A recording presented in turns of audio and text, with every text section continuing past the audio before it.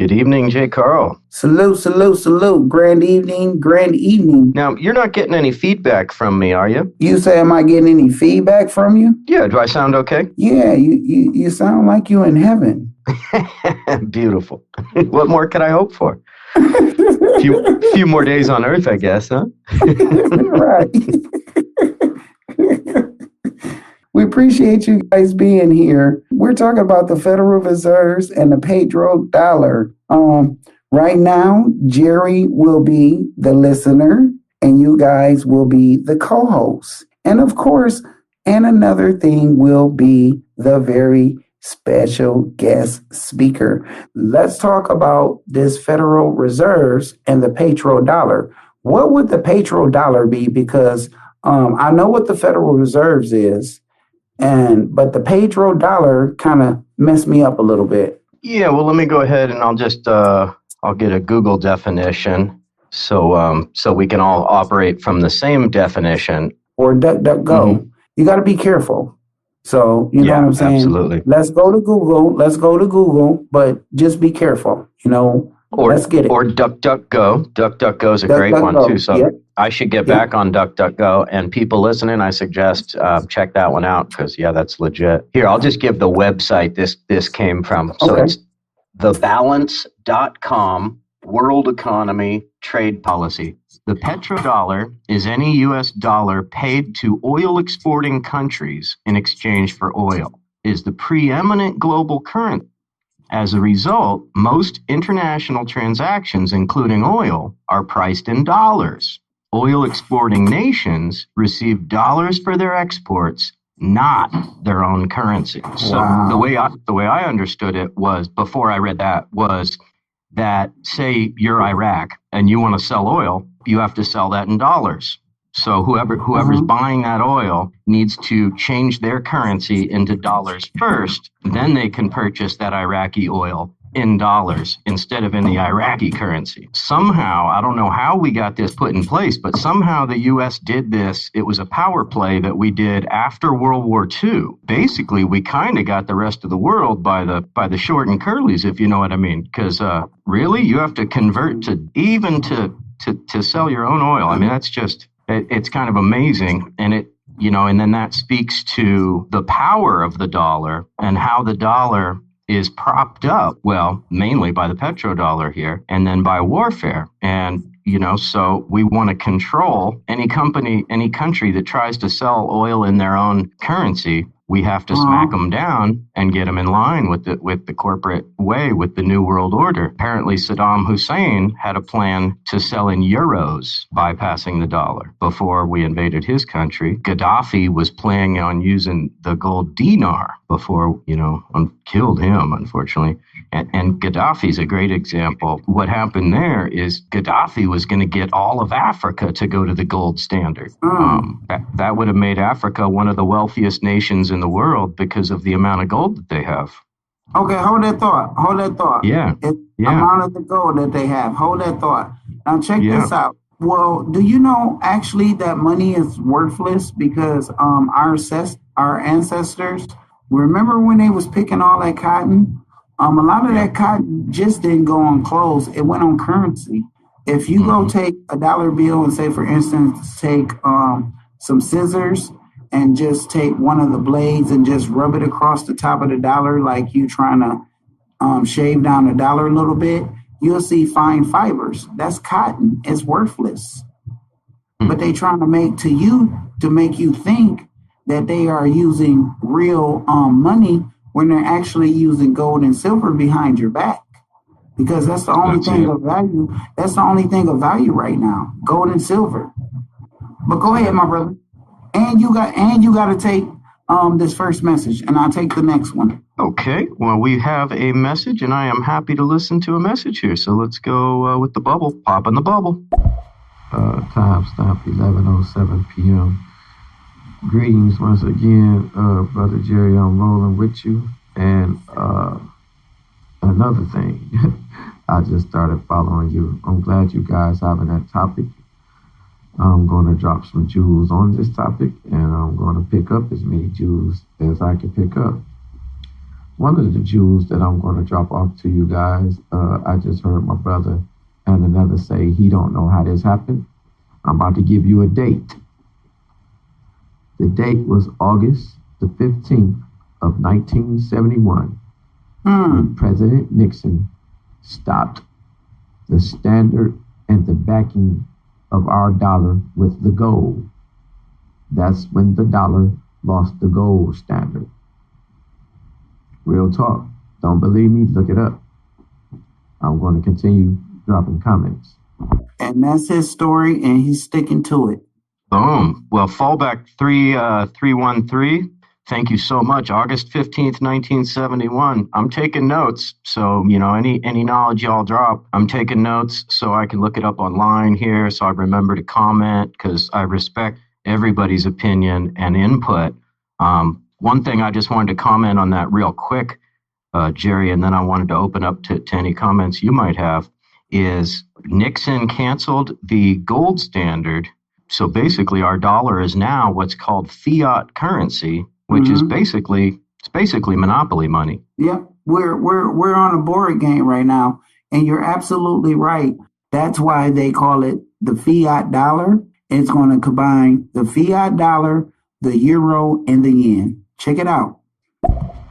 Yes, ladies and gentlemen, the Federal Reserve is the biggest Ponzi scheme. If you guys don't know what Ponzi schemes are, it might sound familiar to you, but if you truly don't know what Ponzi schemes are, look it up.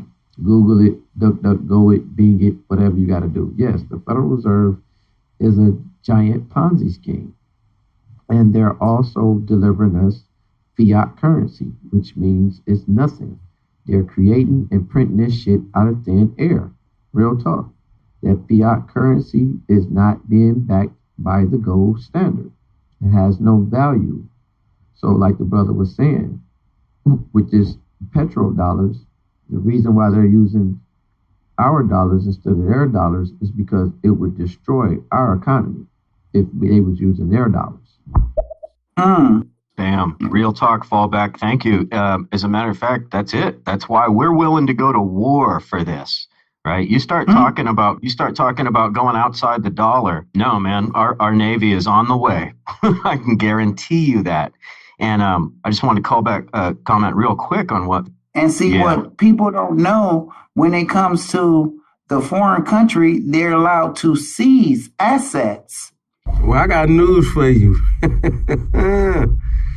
Every last president has bloodline to one of those kings over there, like even Obama with Charlemagne and Prince Edward and this prince and that prince, all of European nature. You go back and look at all the bloodlines, and the Mormons, they keep those records of the bloodlines, like how Bush, all type of people got the same great grandfather, William Churchill, and all these Emma Hills, and all these rich people have the same bloodline. That's why in the Bible says the kings of the earth. It's not king period, it's talking about bloodline, because those people are kings through bloodlines. Holla, and all of them working together. And Trump and Hillary Clinton got the same, same like bloodline as well, going to some prince or some duke or something. I forgot the name, but man, look, the people even in the same secret societies, they had the same bloodline, they all Freemasonry. Look, we've been had, so no matter you pick the left or the right, the Jesuits and the Vatican is controlling both sides, the left and the right.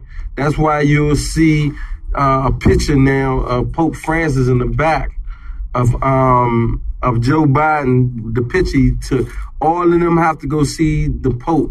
It went way back from Reagan to Carter. All of them people had to go see the Pope to kiss the finger. That's who's the real boss of all bosses right there. We're looking at the wrong people. Exactly. I agree. Perfect. Let me just comment on something real quick before I forget my train of thought. I wanted to just to hit on what Storm Ready was saying about the 12 tribes, 13 families. We've all heard that myth, right? There's 13 families, or they might come from the 12 tribes or whatever, but that there's bloodlines that, yeah, if you're not part of this bloodline, you don't, I'm sorry, you're not even going to be in the conversation, right? And you mentioned it, brother, the Bilderberg Group, the Trilateral Commission, the Council on Foreign Relations, right? One last thing is you were talking. Obama is a part of the Council of Foreign Relations. Hell yeah, he is. They all are. Mm-hmm. All of them. All of them, man. Both sides. They're all the elite. Hey, they've sold. Did you check your Instagram? Not yet. Let me do it right now. Yeah, check the Instagram. But keep talking. Yeah. Then the other thing I just wanted to mention to you was about how you were talking about like London not even being part of right. Like London is its own country within the UK. The Washington D.C. is its own country within the U.S. and the Vatican is its own country within Italy. And so that's like, what do you call it? The three-pronged crown of London, the New World Order, right there. But London and United Kingdom own Washington D.C. Oh yeah, absolutely. London is the financial center of the world. And the councils of foreign relations and all that stuff is all connected. Just real quick before we get to these bubbles, I want to mention, you mentioned fiat currency. So fiat money, and this is from on DuckDuckGo, Wikipedia. Fiat money. Fiat money is a currency established as money, often by government regulation, that does not have intrinsic value. Fiat money does not have use, value, and has value only because a government maintains its value or because parties engaging in exchange agree on its value, like the Petro Dollar. So the dollar is about to crash, y'all, and we're talking about what's propping it up, the 13 families that rule the world and all that. So what do you think about all that, Jerry? This is what I'm bringing. He said something about the quantum financial system. That's what they're getting ready to do right now. It's built from Russia. It's built from China. And also, it deals with artificial intelligence to back up the cryptocurrency. You guys, not you guys, while they are saying it's untraceable. It's untraceable. You can't trace this and this and this. Number one, it got a barcode. Number two, it has to come from someone going to somewhere, which would be the owner of this cryptocurrency. And if you're paying attention to the stocks, why is the Bitcoin almost freaking $40,000? Because this is what they're implementing. And also, artificial intelligence will be controlling this cryptocurrency. But listen here, I'm going to give y'all just this one thing. I'm going to give y'all just this one little crumb.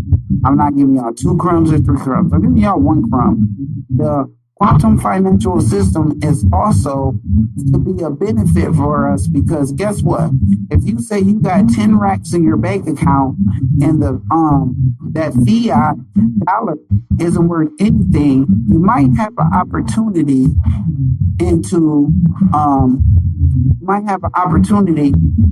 to turn it into gold. So that way you can be on this quantum financial system programming that they're trying to start. So it might be a good benefit from that because they said they're doing this so that they can end the third parties and corruption of the overdrafts and all this other stuff. Go check that out, y'all. It's very interesting. I was trying to get away from that list. I'm trying to stay away from that list. So that's probably why I sounded so distant. But no, the Federal Reserve, man, like I said, it's a big major Ponzi scheme. And what I mean by that is, okay, uh, with the U.S. dollar being the world standard, the central bank dollar that moves and controls all of the central banking, and with the President Nixon in August the 15th of 1971, removing the gold standard, we start purchasing products from different from different countries, and with us purchasing those products, they were selling U.S. bonds. That's right. Wisdom. Hey, Jerry, can you still hear me pretty good? Yes, sir. You sound like an angel. Okay, thank you so much. Oh, you're too kind. You're too kind. My headset was hurting. Headset was hurting my ears. I had to pull it off. You're too kind, friend. Okay, we'll try this again.